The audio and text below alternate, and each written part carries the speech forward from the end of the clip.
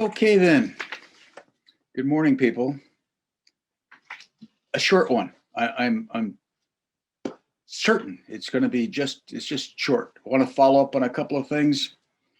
Oh, gosh, do I look as fuzzy in the computer as I feel? Yes. Of course, I can't see too well, as well as I once could. My brilliant eyes, sharp as I don't know what, as a hawk. Once upon a time, have lost some of their acuity. But here, I still have some powers. All right, regarding President Obama. Not everybody is a mixture of variety of getting things right and getting things wrong. But I'm not a fan of his 8 years. But here's something he said. He was criticizing Reverend Wright. Do you remember Reverend Wright?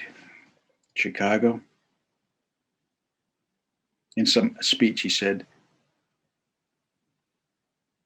he condemned him for presenting a profoundly distorted view of the country, a view that sees white racism as endemic and that elevates what is wrong with America above all that we know is right with America. Well, those are words that would be haven't heard those words in a while from somebody in a leadership position of the formerly Democratic Party. The formerly Democratic Party. That is an interesting concept because, like, what is the Democratic Party these days? And I just don't know of a more confused or disabled or a lacking of vision entity that disguises itself as being for the people. Going back to Dan Vesperman, and his really excellent book that I based a few things on yesterday, that I helped introduce my Obama topic. It's a book about intrigue,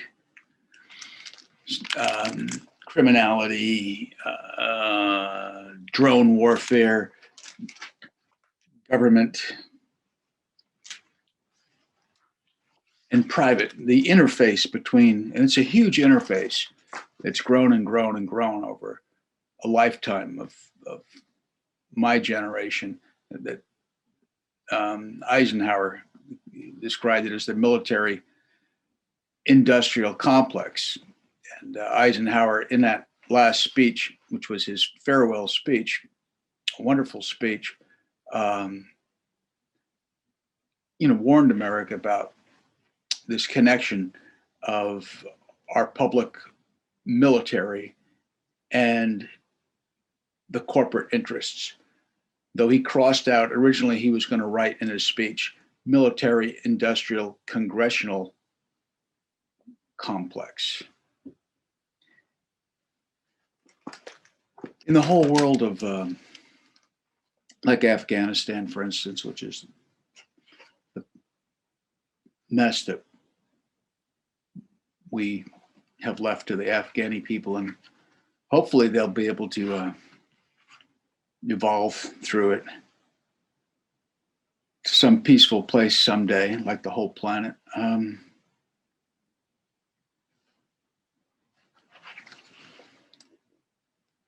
I'll just read a few excerpts from this book here.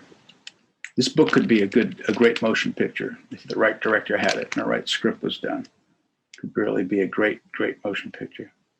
But you're not going to get that from these quotes, but you'll get something else. So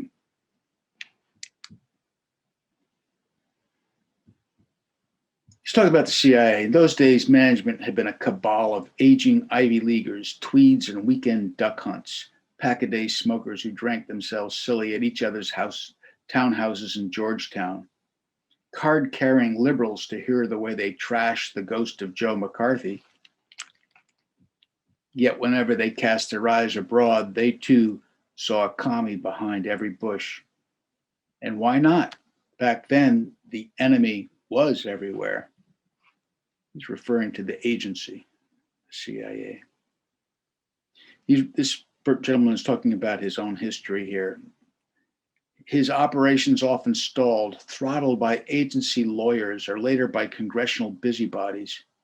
Nobody wanted another Vietnam or another leak in the press. The bureaucratic death spiral continued right up to 911, when suddenly it was back to bags of cash and anything goes.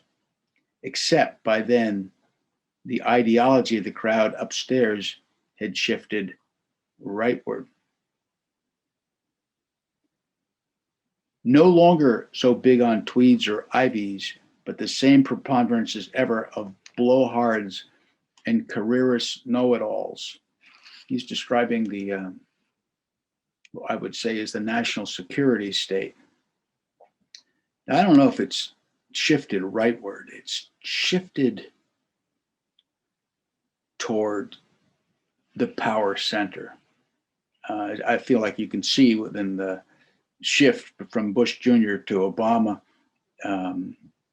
from Trump to Biden, this kind of bounce where it's deftly,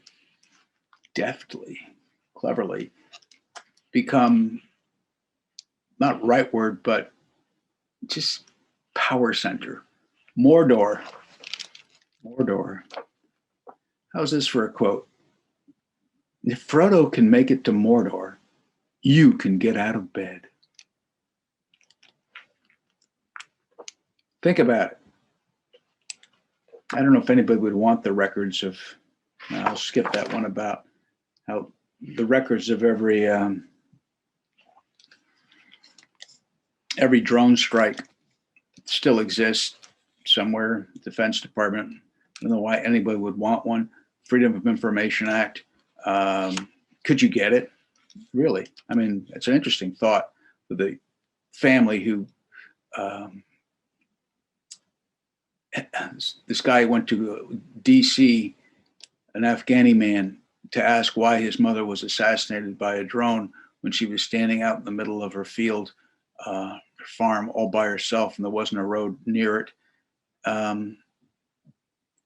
And in this book, in this dark book, it talks about these subcontractors and contractors and security. This is what was going on in Afghanistan. Such big money involved.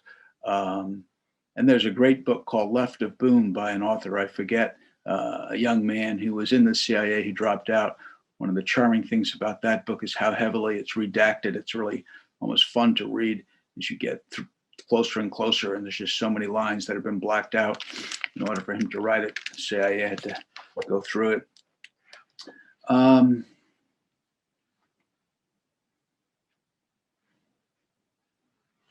Drones. I thought they would ban drones in America, but I mean, I saw so many friends who use them for photography or wildlife stuff, but still.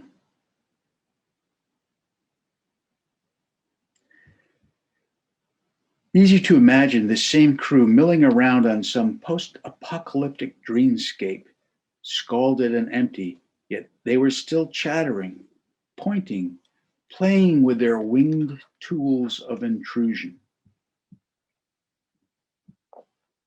watching all their fellows, survivors from afar. Winged tools of intrusion. Oh well, I'm going dark. Beautiful world. The times they are a-changing. I don't know. Can we wrap this up and be positive, guy? He said, it's just really too dark. Nobody's going to want to hear this. Got to plant a tree. Got to plant a tree in your heart, guy. I'm talking to myself here. Got to have that tree grow every day. And it's a tree of life and liberty. And I don't know if the computer world is ever going to communicate it. It's going to be done in real life. So, all right, beautiful people, rock and roll. Life is short, but do it while you're young. Don't wait till you're an old codger like me. All right, cheers. Bye.